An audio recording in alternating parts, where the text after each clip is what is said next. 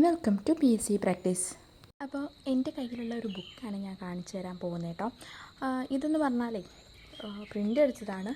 നമുക്ക് ആവശ്യമുള്ള അതായത് ഫോക്കസ് ചെയ്യുന്ന എക്സാംസ് ഉണ്ടല്ലോ.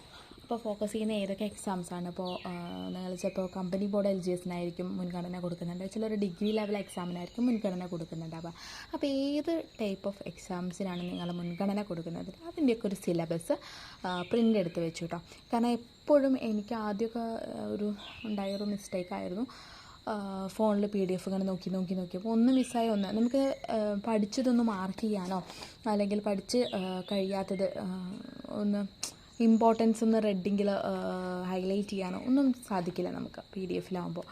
അപ്പോൾ ഒന്നുകൂടി ഒരു എളുപ്പമെന്ന് പറയുന്നത് ഇതെല്ലാം ഒന്ന് പ്രിൻ്റ് എടുത്ത് വെച്ചു. എന്നാൽ നമുക്ക് പഠിച്ചതൊന്ന് ജസ്റ്റ് ടിക്ക് ചെയ്ത് കൊടുക്കാം, അല്ലെങ്കിൽ ഇമ്പോർട്ടൻ്റ് ആയത് ഒന്ന് റെഡിൽ കൊടുക്കാം, നമുക്കത് ഫസ്റ്റ് പ്രയോറിറ്റി കൊടുക്കേണ്ടതൊന്ന് മാറ്റി കൊടുക്കാം. അങ്ങനെ പല രീതിയിലും ഇത് ഹെൽപ്ഫുള്ളാണ്. മാനുവലായിട്ട് നമ്മുടെ കയ്യിൽ എല്ലാത്തിൻ്റെയും സിലബസ് ഉണ്ടാകുമ്പോൾ അത് ഒരു എളുപ്പമാണ്. പിന്നെ അതേപോലെ തന്നെ ഇതിൽ 2025 ഞാൻ പ്രിൻ്റ് എടുത്ത് വെച്ചതാണ്. ഒരു 2025 കറണ്ട് അഫയേഴ്സും ഇതിൽ ഇൻക്ലൂഡ് ചെയ്തിട്ടുണ്ട്. എന്തെന്ന് വെച്ചാലേ നമ്മൾ പലയിടത്തുനിന്നും പല രീതിയിലും നമ്മൾ കറണ്ട് അഫയേഴ്സ് പഠിക്കും. അതായത് വീക്ക്ലി ആയിട്ട് പഠിക്കുന്നുണ്ട്, മന്ത്ലി പഠിക്കുന്നുണ്ട്. മുമ്പൊക്കെ ഞാൻ ഓരോ മാസത്തെയും നമ്മളൊരു യൂട്യൂബ് വെച്ചിട്ടോ അങ്ങനെയൊക്കെ എഴുതിയെടുത്തിട്ടായിരുന്നു പഠിച്ചിട്ടുണ്ടായിരുന്നത്. നമ്മുടെ സമയക്കുറവ് മൂലം നമുക്ക് ചിലപ്പോൾ എഴുതിയെടുക്കാൻ സാധിക്കാത്ത അവസ്ഥ വരും. എല്ലാവർക്കും ഒരുപോലെ പറ്റിക്കൊള്ളണമെന്നില്ല. അപ്പോൾ എന്താ ചെയ്യുക, നമ്മളൊരു നല്ലൊരു കറണ്ട് അഫയേഴ്സിൻ്റെ 2025 നമുക്ക് ഏതാണ് ആവശ്യമുള്ളത് ആ ഒരു ഇയറിലെ മൊത്തത്തിലൊന്ന് ഡൗൺലോഡ് ചെയ്യാൻ ചില അക്കാഡമിയിലൊക്കെ നമുക്ക് കിട്ടുമല്ലോ, PDF വഴി കിട്ടുക. അത് പ്രിൻ്റ് എടുത്ത് വയ്ക്കുകയാണ് ചെയ്തത് കേട്ടോ. പ്രിൻ്റ് എടുത്ത് വെച്ചിട്ട് മൊത്തത്തിൽ ഇരുന്നിട്ട് പഠിക്കാൻ വളരെയധികം ഹെൽപ്ഫുള്ളായിരിക്കും. അപ്പോൾ എല്ലാം നമുക്ക് ഒരൊറ്റ ബുക്കിൽ കിട്ടും. പലയിടത്തുനിന്നായിട്ട് പഠിക്കുന്നതിനെക്കാട്ടിലും ഇങ്ങനെ ചെയ്യുന്നത് വളരെയധികം ഹെൽപ്ഫുള്ളായിരിക്കും കേട്ടോ. മറ്റൊരു കാര്യം പറയാനുള്ളത്, എപ്പോഴും നമ്മുടെ കംഫർട്ടിനനുസരിച്ച് നമ്മൾ പഠിക്കാൻ നോക്കുക കേട്ടോ. അപ്പോഴാണ് നമുക്ക് കൂടുതൽ പഠിക്കാനും കൂടുതൽ ഇൻട്രസ്റ്റോട് കൂടി പഠിക്കാനും സാധിക്കുകയുള്ളൂ. ഫോർ എക്സാമ്പിളിന് എനിക്ക് മുമ്പ് ഈ കറണ്ട് അഫയേഴ്സൊക്കെ വീക്ക്ലി അങ്ങനെയൊക്കെ ആയിട്ട് നമുക്ക് എഴുതി പഠിക്കാമായിരുന്നു. ഇപ്പോൾ എനിക്കത് സാധ്യമല്ല. പക്ഷേ അപ്പോൾ നമ്മൾ മറ്റൊരു മാർഗ്ഗം കണ്ടെത്തി നമ്മൾ അത് ഡൗൺലോഡ് ചെയ്ത് പ്രിൻ്റ് എടുത്ത് നമ്മൾ പഠിക്കുക. മറ്റൊരു കാര്യം എന്ന് പറഞ്ഞാൽ GK ഞാൻ പഠിച്ചത് ഒരു വീക്ക്ലി ഒരു സൺഡേ ക്ലാസ്സിന് മാത്രമാണ് ഞാൻ PSC പഠിക്കാൻ പോയത്. അപ്പോൾ എന്തുണ്ട്, അവിടെ ആകെ മാത്സ്, ഇംഗ്ലീഷ്, മലയാളം മാത്രമേ പഠിക്കുകയുള്ളൂ. ഞങ്ങൾക്ക് GK പഠിക്കാൻ വേണ്ടിയിട്ട് ടോപ്പിക്സ് തരിക ചെയ്യുക. അതായത് ഇപ്പോൾ ഭരണഘടന എന്നൊരു ടോപ്പിക്ക് അങ്ങനെ തരികയാണ് ചെയ്യുന്നത്. അപ്പോൾ നമ്മൾ എന്ത് ചെയ്യും, പല രീതിയിലും പല സോഴ്സിൽ നിന്നും പഠിക്കുകയാണ് ചെയ്യുക. അപ്പോൾ അല്ലെങ്കിൽ ഒരു കറണ്ട് റാങ്ക് ഫയലിനെ ഡിപ്പെൻഡ് ചെയ്യാണ് ചെയ്യുക. ഒരു റാങ്ക് ഫയലിൽ ഭരണഘടന എന്ന ഭാഗം മൊത്തം ഫുള്ള് നമ്മൾ ഇൻക്ലൂഡ് ചെയ്ത് പഠിക്കുകയാണ് ചെയ്യുന്നത്. അപ്പോൾ എന്തുണ്ട്, നമുക്ക് GK ടോപ്പിക്സ് നമുക്ക് എക്സ്ട്രാ ആയിട്ട് നോട്ട് എഴുതേണ്ടി വരില്ല. നമ്മൾ ഡയറക്റ്റായിട്ട് റാങ്ക് ഫയലിനാണ് പഠിച്ചിരുന്നത്. പക്ഷേ ഇപ്പോഴൊക്കെ കാണുന്നത്, ഇപ്പോൾ നമ്മൾ ഒരു BSc ക്ലാസ്സിന് പോയാൽ അവിടെ GK ടോപ്പിക്സ് പഠിപ്പിക്കുന്നുണ്ടാവും. ഇപ്പോൾ എൻ്റെ ഫ്രണ്ടൊക്കെ അങ്ങനൊരു ക്ലാസ്സിനാണ് പോകുന്നത്. അതായത് 3 ദിവസം ഉണ്ടായിരിക്കും ആഴ്ചയിൽ ക്ലാസ്. അപ്പോൾ ഓരോ GK ടോപ്പിക്ക് പഠിപ്പിച്ച് തരും. ഇപ്പോൾ ഭരണഘടനയുടെ തന്നെ ഒരു ഭാഗം പഠിപ്പിച്ച് തരും. പിന്നെ ആ സാറ് വരുന്നത് 2 മാസം കഴിഞ്ഞിട്ടായിരിക്കും. അപ്പോൾ എന്താ ഫസ്റ്റ് പഠിച്ചത് അങ്ങനെ പോയിട്ടുണ്ടാവും.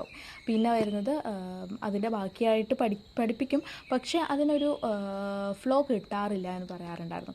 അല്ലെങ്കിൽ മാത്സ് ആണെങ്കിലും നമുക്കൊരു മാത്സ് ഒരു ക്ലാസ് പോയാൽ പോയി.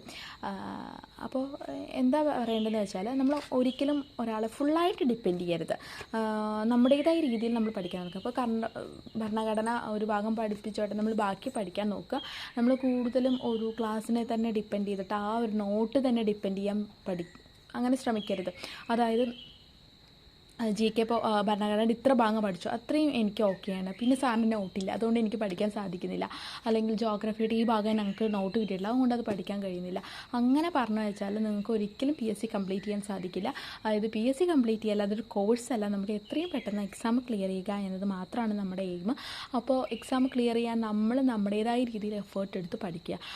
ഫുൾ ഇപ്പം അവരൊരു രീതിയിൽ പഠിപ്പിക്കുന്നുണ്ടാവും, ഞാൻ മൊത്തം ഇൻസ്റ്റിറ്റ്യൂഷനെയും അത് പറയല്ല, അവരൊരു രീതിയിൽ ഒരു കൃത്യമായ രീതിയിൽ സിലബസ് കംപ്ലീറ്റ് ചെയ്യുന്നുണ്ടായിരിക്കും. പക്ഷേ നമ്മൾ ആ ഒരു സ്പീഡിൽ പോയിച്ചാൽ കംപ്ലീറ്റ് ചെയ്യാനും പഠിക്കാനും ഒരുപാട് സമയം എടുക്കേണ്ടി വരും. അപ്പോൾ അവരുടെ ആ ഒരു പോക്കിൽ തന്നെ നമ്മൾ നമ്മുടേതായ രീതിയിൽ എക്സ്ട്രാ ആയിട്ട് പഠിക്കാൻ നോക്കുക.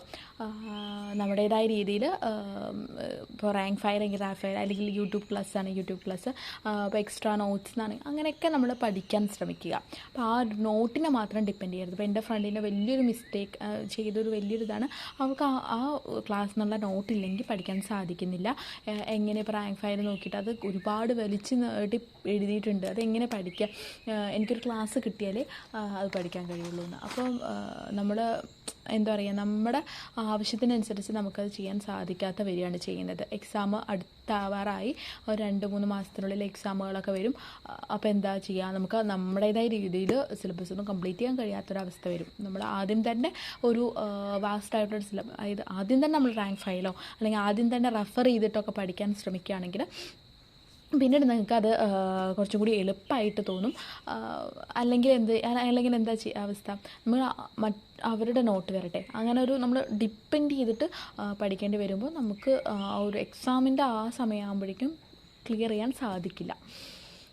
അതായത് അവിടെ ഇവിടെ പഠിച്ചിട്ട് പോയി എക്സാം എഴുതുമ്പോൾ നമുക്ക് മാർക്ക് കിട്ടില്ല എന്നുള്ളത് ഉറപ്പാണ്. കാരണം ഇപ്പോഴൊക്കെ സ്റ്റേറ്റ്മെൻറ്റ് വൈസാണ് ക്വസ്റ്റ്യൻസ് വരുന്നത്.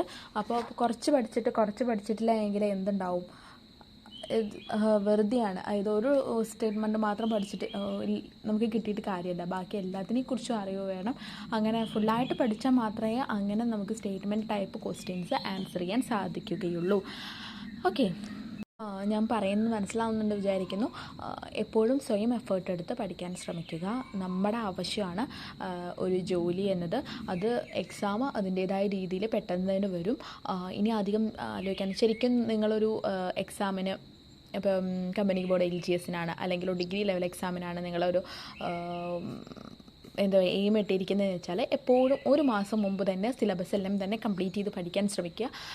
അവസാനം ഒരു മാസമൊക്കെ നിങ്ങൾ ശരിക്കും ഫുൾ റിവിഷനാകാൻ വേണ്ടിയിട്ടാണ്. അപ്പോൾ നമ്മൾ പഠിച്ചുകൊണ്ടിരിക്കുമ്പോൾ തന്നെ വീക്ക്ലി ആയിട്ടൊക്കെ റിവിഷൻ ചെയ്തുകൊണ്ടിരിക്കണം, അല്ലെങ്കിൽ ദിവസം റിവിഷൻ ചെയ്തുകൊണ്ടിരിക്കണം.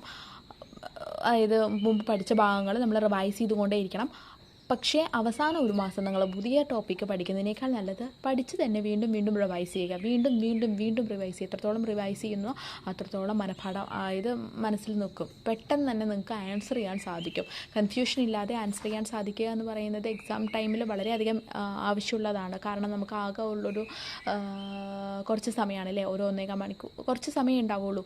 അപ്പോൾ ആ സമയത്തിനുള്ളിൽ നമുക്ക് പെട്ടെന്ന് 100 ക്വസ്റ്റ്യൻസ് ആൻസർ ചെയ്യുക പറഞ്ഞാൽ നമുക്ക് ഡൗട്ടൊന്നും തോന്നരുത്, പെട്ടെന്ന് തന്നെ ആൻസർ ചെയ്യണം. മാത്സൊക്കെ ഈസി ആയിട്ട് കിട്ടണം, എങ്കിലേ നമുക്ക് പെട്ടെന്ന് ആൻസർ ചെയ്തിട്ട് റാങ്കിന് മുകളിൽ വരാൻ പറ്റുള്ളൂ, നല്ലൊരു മാർക്ക് സ്കോർ ചെയ്യാൻ സാധിക്കുകയുള്ളൂ. അപ്പോൾ നമുക്കൊരു മാത്സിൽ തന്നെ നമുക്ക് ഡൗട്ടുള്ളൊരു ഭാഗം അങ്ങനെയും സ്റ്റക്കായി നിന്ന് കഴിഞ്ഞാൽ നമ്മുടെ സമയം പോയിട്ടുണ്ടാവും. അപ്പോൾ നമുക്ക് പെട്ടെന്ന് ആൻസർ ചെയ്ത് പോവുക. ഇംഗ്ലീഷിലൊന്നും അധികം ടൈം ലാഗ് ചെയ്യാതെ പെട്ടെന്ന് ആൻസർ ചെയ്ത് പോവുക. അപ്പോൾ തന്നെ നമുക്ക് മാർക്സ്, അതായത് നമ്മളൊരു സമയമാകുമ്പോഴേക്കും എൻ്റെയൊക്കെ എൽ ഡി എക്സാം എന്ന് പറഞ്ഞാൽ ഫസ്റ്റ് ഒരു 45 മിനിറ്റ് ആകുമ്പോഴേക്കും നമ്മൾ 100 ക്വസ്റ്റ്യൻസും ആൻസർ ചെയ്ത് ഏകദേശം കഴിഞ്ഞിട്ടുണ്ടായിരുന്നു. പിന്നെ നമുക്ക് ഡൗട്ടുള്ള ഭാഗങ്ങൾ അല്ലെങ്കിൽ നമുക്ക് സമയം വേണ്ട മാത്സൊക്കെ പിന്നെയാണ് ചെയ്തത്. അപ്പോൾ നമുക്കെന്താണ് സമയവും കൂടി ബാലൻസ് ചെയ്യാൻ സാധിച്ചു. എങ്ങനെയാണ് ഒരു എക്സാമിന് നമ്മൾ ബാലൻസ് ചെയ്യേണ്ടത്, ഫസ്റ്റ് ഏത് എഴുതണം എന്നൊക്കെ ഉണ്ട്. അപ്പോൾ അതൊക്കെ മറ്റൊരു വീഡിയോ ആയിട്ട് ചെയ്യാം. ഇത് നിങ്ങൾക്ക് യൂസ്ഫുള്ളായി തോന്നുന്നു. Thank you.